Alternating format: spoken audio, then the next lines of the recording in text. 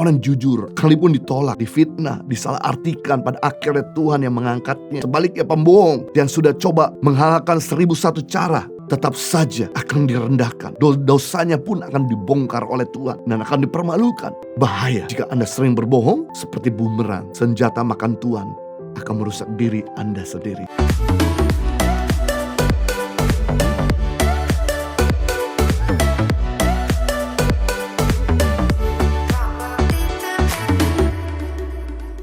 Yang ketiga, bahaya jika kita sering berbohong, merusak diri sendiri. Berbohong merusak hubungan dengan sesama, merusak hubungan dengan Tuhan, dan juga merusak diri kita sendiri. Wow, betul-betul tidak ada bagusnya sama sekali kalau kita berkata-kata dusta. 1 Petrus pasal 3 ayat 10, siapa yang mencintai hidup dan mau melihat hari-hari baik, ia harus menjaga lidahnya terhadap hal yang jahat, bibirnya terhadap ucapan-ucapan yang menipu. Firman Tuhan berkata kalau kita suka menipu, maka akan merusak hari-hari baik yang kita jalani. Kita gak akan bisa menikmati indahnya hidup ini. Mengganggu kebahagiaan, bahkan mempengaruhi kondisi kesehatan kita. Secara psikologis, sering berbohong dapat menjadi salah satu penanda adanya gangguan mental. Seperti gangguan kepribadian, gangguan obsesif. Penelitian menghubungkan kebiasaan berbohong dapat meningkatkan resiko gangguan kecemasan, depresi, rasa bersalah, kecanduan judi, dan juga resiko kanker serta obesitas.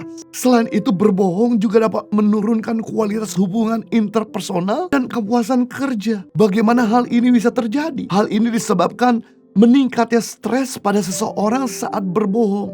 Ada beban emosional dan fisik yang dirasakan oleh seorang pembohong. Apalagi berbohong seringkali harus diikuti dengan kebohongan berikut. Berbohong adalah dosa yang mengikat. Seringkali orang berani berbohong, ia akan cenderung untuk terus berbohong-bohong lagi. Dan akhirnya menjadi suatu kebiasaan. Sebuah studi lain bahwa seorang yang berusaha berkata jujur memiliki hubungan yang lebih baik dan makin sedikit mengalami gangguan kesehatan. Jujur memang tidak selalu mudah. Namun mengatakan kebohongan justru akan lebih merusak diri kita. Apabila Anda atau orang yang Anda kenal memiliki kecenderungan untuk berbohong dan sulit untuk berhenti bohong, maka disarankan untuk bertobat sungguh-sungguh, menemui konselor atau psikolog untuk menggali lebih lanjut apa alasan dari kebiasaannya tersebut. Kemungkinan hal ini merupakan salah satu penanda adanya gangguan mental.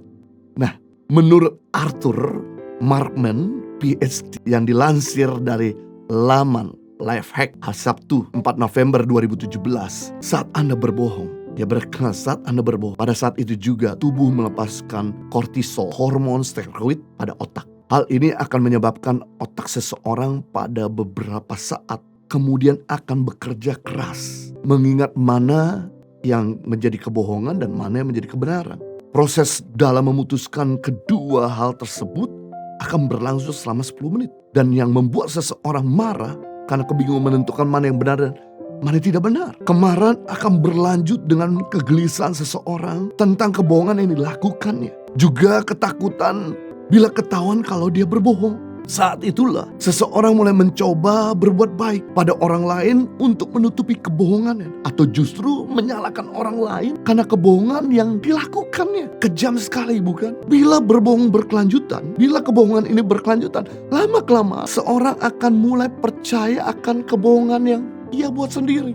Atau ia akan merasa bersalah dan akhirnya membuat seseorang menjadi sulit tidur. Persis kasus ini yang dia lakukan oleh istri Potifar yang tidak bertanggung jawab atas kesalahannya, yang selalu menggoda Yusuf. Namun Yusuf menolak dan lari dan meninggalkan baju yang ditarik oleh istri Potifar. Merasa kesal dengan penolakan Yusuf, maka istri Potifar mulai memfitnah Yusuf dengan berkata bahwa Yusuf ingin memperkosanya. Lalu ia berteriak sehingga Yusuf pergi melarikan diri sehingga meninggalkan pakaiannya. Jelas istri Potifar berbohong dan berkata tidak jujur, sebab dialah yang sungguh-sungguh menginginkan Yusuf, bukan Yusuf yang ingin memperkosanya. Suami daripada istrinya, yaitu si Potifar, dan para pegawai tentu saja lebih percaya kepada istri Potifar, sebab ia istri pejabat dan sedangkan Yusuf itu majikannya, Yusuf itu pelayannya. Maka Potifar menjadi sangat marah, lalu masukkan Yusuf ke dalam penjara. Wah, saya gak bisa bayangkan, pasti istri Potifar gak bisa tidur, udah kena gangguan mental, rasa bersalah. Namun dia di penjara atas pernyataan Tuhan, Yusuf menjadi orang kepercayaan kepala penjara dalam Kejadian 41 ayat 39 sampai 44. Yusuf kemudian menjadi pemimpin tertinggi di Mesir di bawah kekuasaan Firaun langsung. Potifar dan istrinya menjadi malu dan ketakutan ketika Yusuf jadi penguasa Mesir. Alkitab memang tidak mencatat apa yang terjadi kemudian.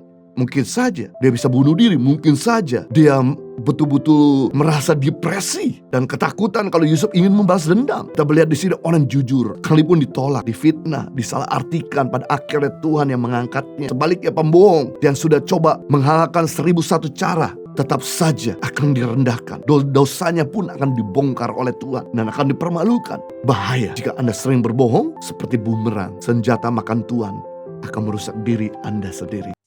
Impact Community Indonesia mengadakan 2 kali ibadah onsite setiap hari Minggu pukul 9 dan 11 waktu Indonesia Barat di MOI Mall of Indonesia Kelapa Gading, lantai P3.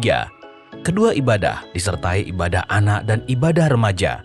Pastikan kehadiran Anda.